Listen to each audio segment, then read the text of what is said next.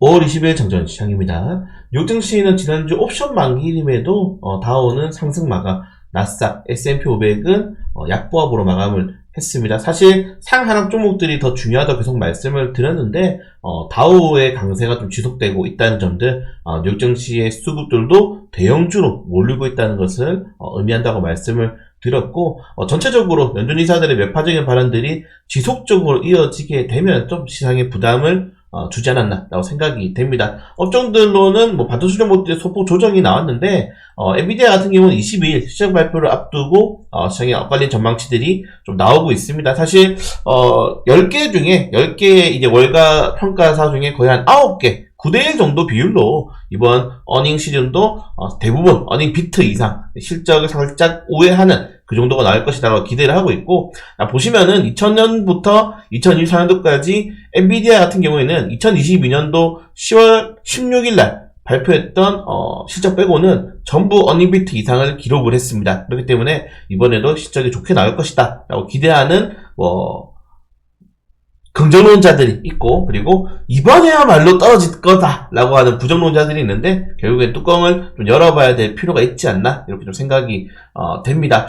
뉴욕 증시 업종들 같은 경우에는 이제 엔비디아 실적 발표를 앞두고 반도체 업종들 같은 경우에는 혼조세가 이어질 가능성이 매우 높기 때문에 이번 주 국내 증시 역시 반도체 업종들 같은 경우에는 높은 변동성이 예상이 되고요.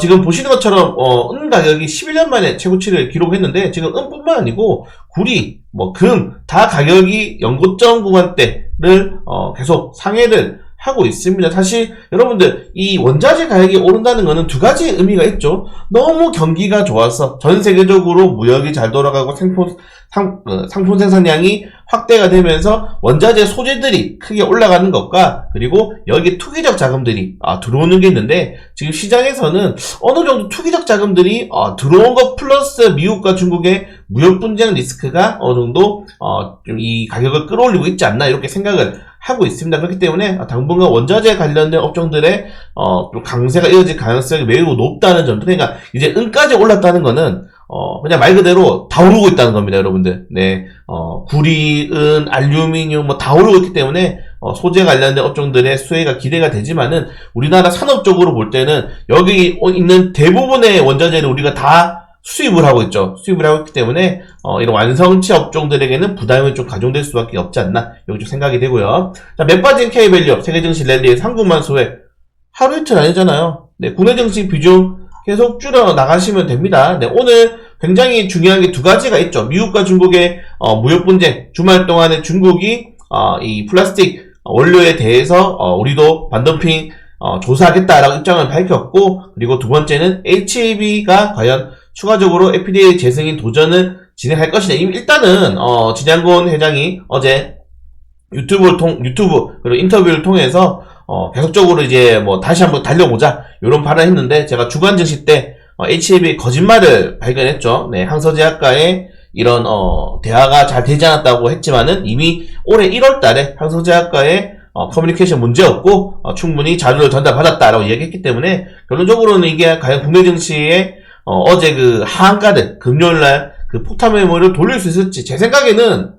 정상적인 사고를 가진다면은 매수를 안 하는 게 맞죠. 네, 매수 안 하는 게 맞기 때문에 조금 오늘도 이 HAB의 좀 제약바이오 업종들이 발목이 잡힐 가능성이 좀 높지 않을까 생각이 됩니다. 물론 제가 무역 분쟁 관련돼 가지고 요 관련 테마주들 썸네일 아직 만들지 않았는데 정리를 해놨어요. 이걸 이제 영상으로도 올려드릴 건데, 그래서 위탁생사 의약품, 위탁 생산, 개발 생산 관련된 종목들, 이번에 미국의 생물보안법 관련해가지고 정리를 다 해놨긴 해놨습니다. 다만, HAB 리스크가 어느 정도 좀 사그라져야지 제약바이오 업종들에 대한 투심이 살아나지 않을까 좀 기대가 되고요. 자, 뉴욕 증시, 어제 뉴욕 증시는 혼조세로 마감했지만은, 달러라든가 유가, 선물, 그리고 국채금리가 상승 마감했기 때문에 오늘 국내 증시 역시 부담이 좀 계속적으로 될 수밖에 없지 않나 좀 생각이 됩니다.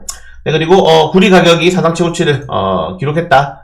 구리 관련 테마주들, 그리고 미국 바이든 대통령이 대선 앞두고 이 대마초를 저위험 약물로 재분류를 또다시 제안했습니다. 이게 한두 번이 아닙니다. 계속적으로 제안을 하고 있는데, 좀 보시는 것처럼, 네, 미국의 지금 이 규제 약물 등급이 1등급이 의료적으로 사용하지 않으면 남용 위험성이 매우 높은 약물에 마리아나가 있어요. 근데 이거를 상등급, 의료적 사용은 허용되었으나 정신적 의존성, 유체적 의존성이 1과 2보다는 상대적으로 약하나 4보다는 강하게 유발되어 남용 위험성이 높은 약물로 좀 하향시키는 거죠. 등급 중 전체적인 등급을. 그래서 등급 하향을 좀 고려하고 있다라고 때문에 마리아나 관련 테마주들이 우리 바이오가 대장입니다. 움직일 가능성도 있다는 점들 좀 체크하시면 될 것 같고, 그리고 아까 말씀드린 것처럼 중국이 여기 지금 왕이 외교부장이 미국이 중국 경제를 미친 탄압하고 있다. 관세 폭탄에 무역 전면전을 예고했는데 요거 보면은 사실 안 빡치는 국가가 없긴 하죠.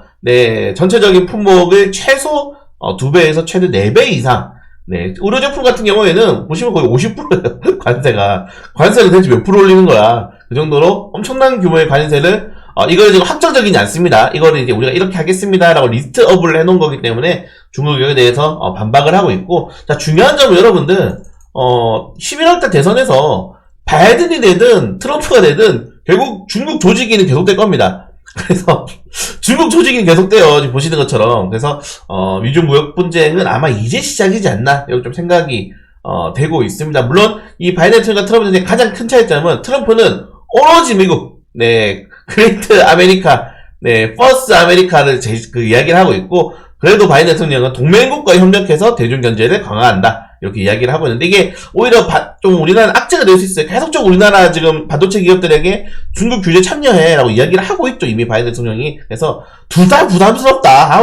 부담스럽습니다. 아무튼 그래서 수혜 관련 테마주도 요것도 제가 이번에 태양광 에너지, CDMO 관련 테마주들, 무탄소 에너지, 전부 무역 분쟁 관련 테마주 블로그에 정리해드렸으니까 한번 보시면 좋을 것 같고요. 새벽에 제가 정리했습니다. 그리고 대만 총통 라이친더 총통이 오늘 취임을 합니다. 요거 넘어갔네요. 이란 대통령이 탄 헬기가 비상 착륙했는데 구조대가 접근이 안 되겠다. 이 날씨 보세요. 요런 날씨 어떻게 헬기를 띄웠죠? 여기는 뭐 비행기도 떨어지겠다. 그래서 지금 수색이 지연되고 있는데, 이게 맨 처음에 미국 SNS에서 저도 깜짝 놀랐는데, 미국에서 이제 뭐 테러일 수도 있다라고 이렇게 얘기가 나와가지고 제가 뭐야 전쟁인가 하면서 또 관련 테마주도 봤는데 유가가 그렇게 움직이지 않았단 말이에요. 그래서 전체적으로는 결과에 따라서, 그리고 뭐 이란과 이스라엘의 어차피 둘인 사이 안 좋으니까 뭐 크게 확대될 가능성은 낮지 않나 이렇게 좀 생각이 됩니다. 그리고 정부가 주말 동안 욕을 오지게 먹었던 KC 미인종 제품, 제가 정부가 하는 내용은 이해해요. 이 워딩이 이해가 돼요. 왜냐면 중국산 제품 중에서 발암물질이나 특히 아이들이 이제 사용하는 장난감에서 발암물질이 좀 초과로 검출된 제품들이 많았단 말이에요. 그런 제품들에게는 당연히 규제해야 되는데, 여기 무조건 KC마크를 달아야 된다. 여러분들, KC마크가 그냥 아무나 답니다. 솔직히 말씀드려서 저도 유통 이제 엄청 오래 하지 않았습니까? 돈 주면 다는 데예요. 그렇기 때문에 이게 KC마크가 전 세계적으로 인정도 못 받는데 무슨 KC마크를 달아야 되냐라고 이야기가 나오기 때문에 이게 앞뒤 어순이 안 맞는 거죠. KC마크 인증을 먼저 강화하겠습니다. 그리고 중국에서 들어온 제품 중에 좀 위험한 제품들이 있어가지고 그거 검수부터 하고 중국과 협업해가지고 KC마크를 달도하겠습니다. 이렇게 하면 누가 욕합니까? 대뜸 갑자기 주말에 KC마크 미니 제품 직구 구매 금지한다 때리니까 사람들이 화나는 거죠. 이게 순서가랑 워딩이 문제라니까. 문제가 많습니다. 아무튼 문제가 많아. 누가 돼도 문제가 많아. 아무튼 우리 한국은행이 5월달 금리가 11월 연속 동결이 전망되고 있다. 11월이 아니고 그냥 미국에 내려갈 수 있다. 지금도 미국과 금리가 무려 2% 차이 났는데 미친 국가죠 지금.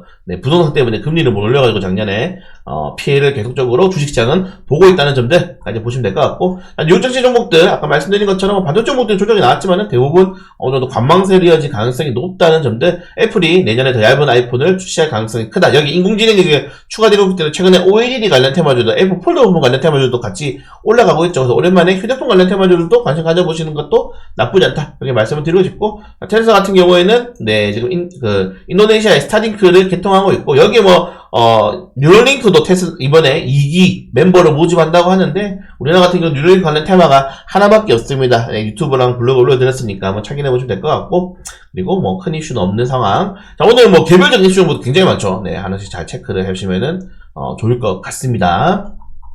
빨리 넘어갈게요. 오늘은 데일 테크놀로지 월드 2024. 지금, 삼성전자가 거의 6거리 연속으로 음봉 꼬라박았는데, 오늘 반등이 나올 수 있을 것인지 좀 지켜볼 필요가 있을 것 같고, 미래에셋비전 4호 스펙 공모 청약을 진행합니다. 오늘 JYP, 신인 보이그룹, 정식 대비가 있고요. 삼성전자가 분기 배당 진행한다는 점들. 오늘 그리고 여러분들 우선정부 통주전환 국내 12데이는 오늘 12데이, 12란 감자데이. 오늘 10이란 감자데이니까 좀 조심하시기 바라겠습니다. 네, 여러분들 별거 없습니다.